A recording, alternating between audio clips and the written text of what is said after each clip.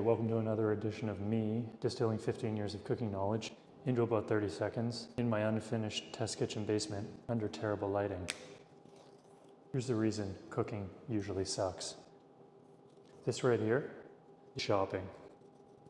This right here is dishes. This right here is cooking. The reason most people don't cook and the reason cooking sucks for a lot of people is because shopping, when you don't feel like it, is very annoying. Dishes are always annoying. Cooking is actually not that annoying. You can get rid of this by having stock cupboards.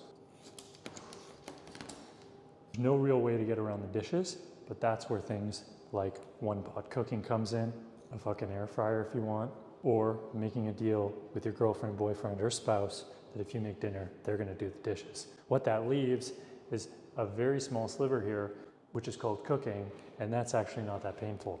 This can be fun if you don't have to worry about shopping and dishes. Thank you.